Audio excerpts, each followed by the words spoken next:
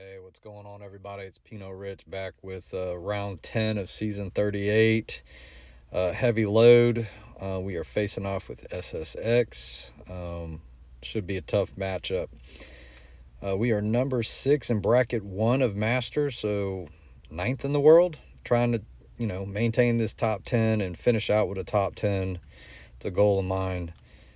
SSX right now is number 4 in bracket 2. Add 10 more spots, so 14th in the world. So number 9, number 14 facing off. Got a buddy of mine, Masters Josh, played with me in HCX last 2 seasons, and he's over there. So interesting bands. Not really too stressful about it. However, that CGR band's going to. Well, you'll see. It was a good band. Anyway. Looks like I'm going to be this round. Shout out to Big Rays, for war planning. So we're bringing in Wiccan, 6-star rank 4, SIG 200. I did finally SIG him up. Havoc's rank 4. And then Thing is finally SIG 200 as in last round. Seems to be my normal lineup lately with the fights that we're seeing for defense. However, let's get into it. So this first fight's against Dragon Man on path 8. The only thing I was worried about was the power gain. I know some of these guys, they were known to run high MD for all Mystic defenders, and it's going to show. I'm running invulnerability boost, and it's going to come in clutch, which is what I expected, especially at this level. Kind of the norm stuff with mastery set up just for defense played, and then of course adjusted for attack. I don't have anything too stressful to worry about in this fight other than you're probably going to have to tank at SP3, which I did right there, if he wouldn't play ball with baiting the specials. So I knew I was going to go, he would go unblockable, but with Thing, after dueling and kind of preparing a game plan, I knew to just make sure you kept what power you had to bail you out in case you did have to eat one, which you just saw me do it, and it bailed me out to get the spacing. At this point, Dragon Man's playing game. I know if I stay close to him, he's going to get those furies. But again, this is Thing. He's pretty tanky, so you can kind of deal with it. At this point, it's just trying to get him to,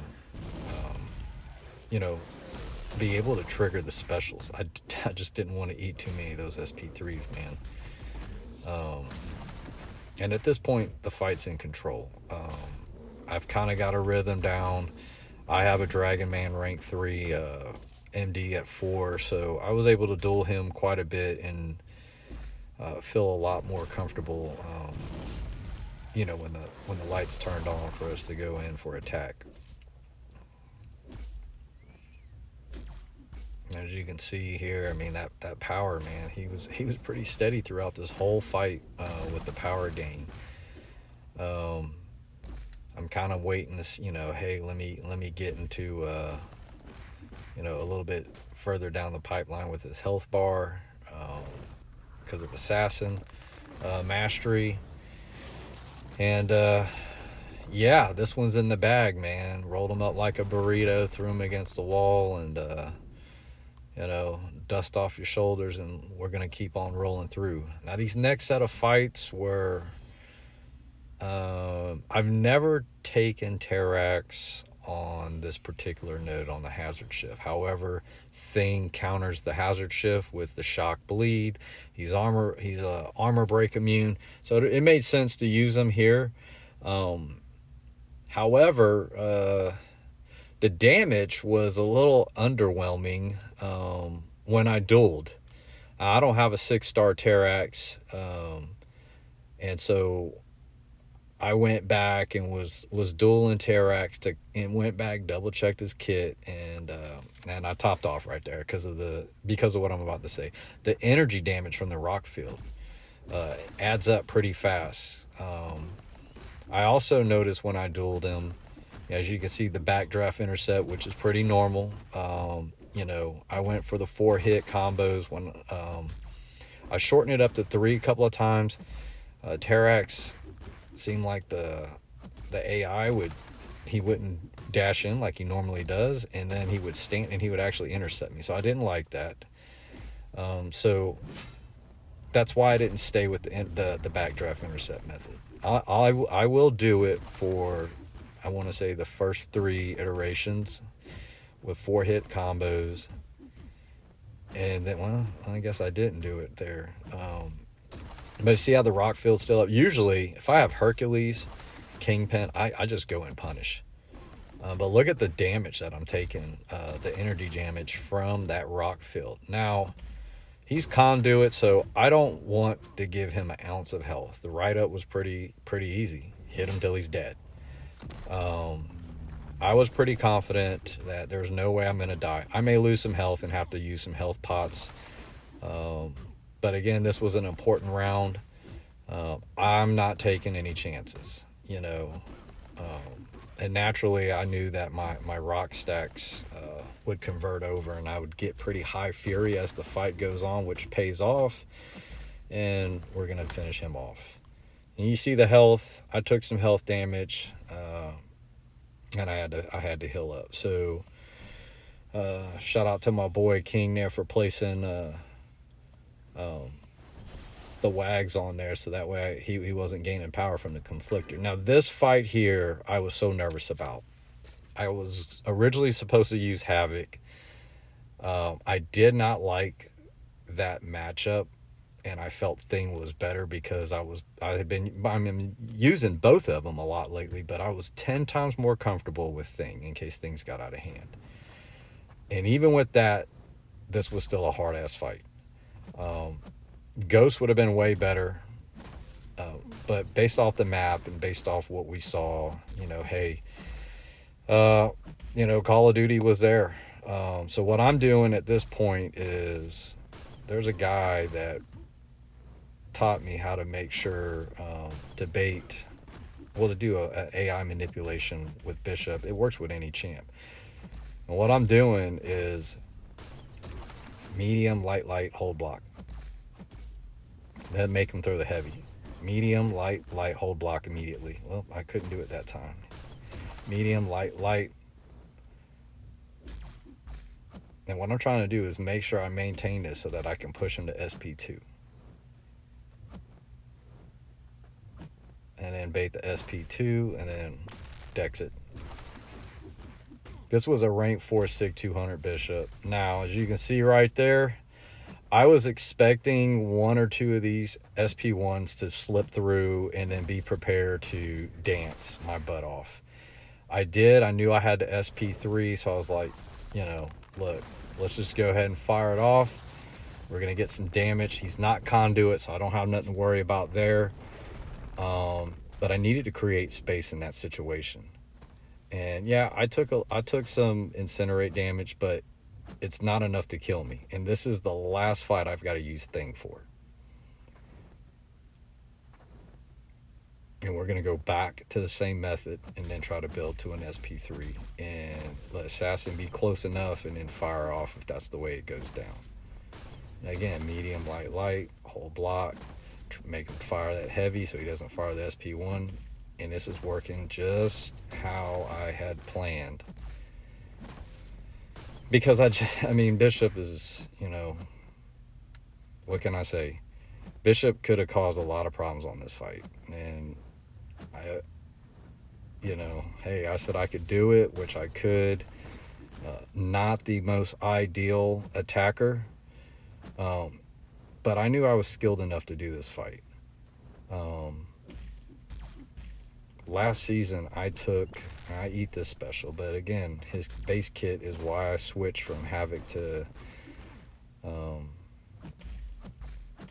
Thing. I was worried about what Havoc was the prowess, where when I was dueling, I was skyrocketing him too much. And if I got clipped with the SP2, I was dead. Versus Thing, I had a safety net. All right, so get back to the SP3. Another one bites the dust. My hands were shaking, palms were sweaty, but we got this solo.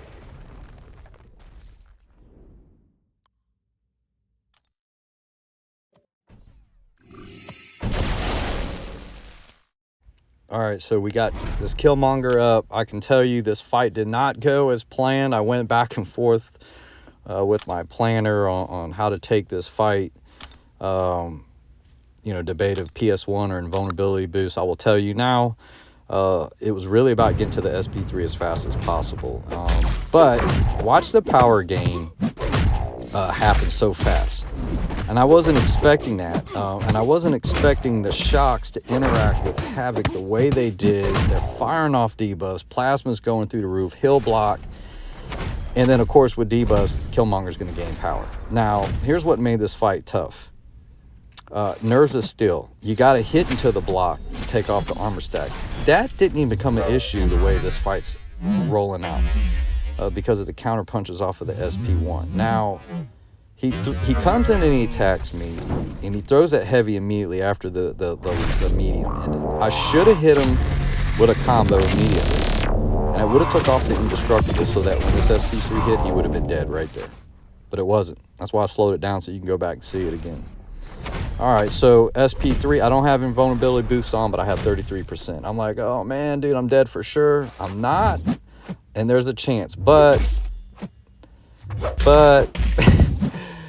But, and then I dex that heavy in the corner, and yeah,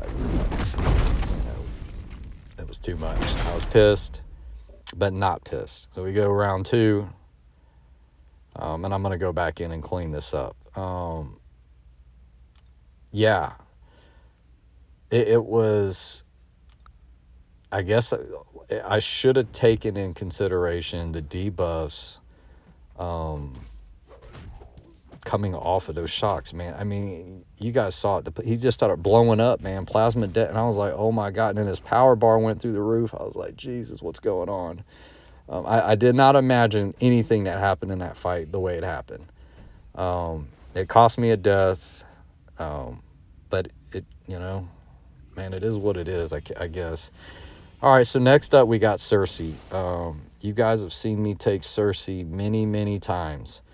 Nothing special about this fight other than you got to be able to master Dex in her special 1, primarily SP2. Don't hit in poison phase. And, you know, try to keep your spacing so that you don't get cornered. Don't fire the SP3 unless the glance buff is off. Kind of similar to that KM fight with reverb up.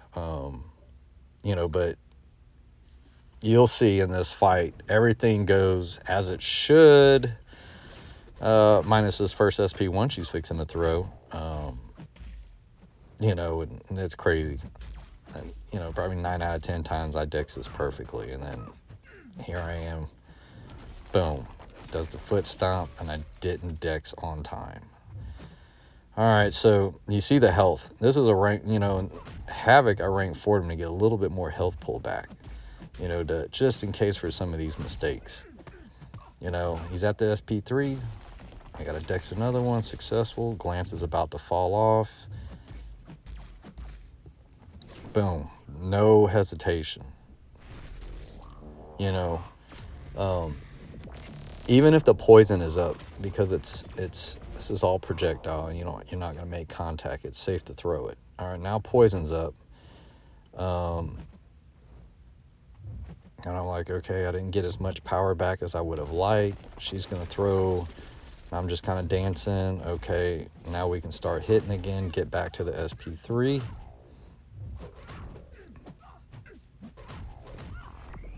Now, that was supposed to be an SP3.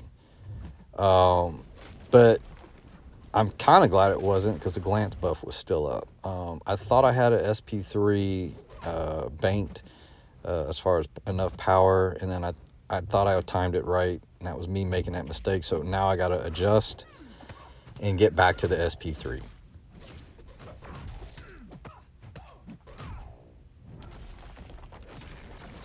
I mean, this is, I don't know how many specials she's thrown, but yeah.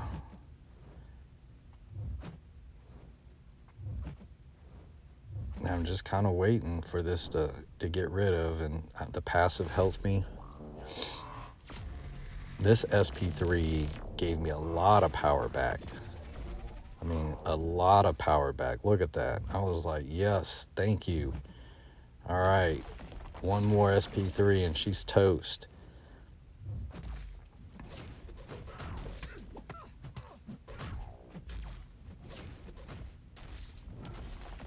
Man, look at this. Man, she throws a lot of specials. And I mean, look, if you get caught by that SP1 and get stunned, you're in a world of hurt. You saw poison was still up. She's done. She's nuked. Another one in the bag. Let's go. It's time to go fight this null boss. Now, last round, XK9, I died twice. You go back, watch the video. That RNG was the most aggressive I've seen all season. I've seen a video, like I said, from another guy on our alliance. Couldn't believe what I was seeing.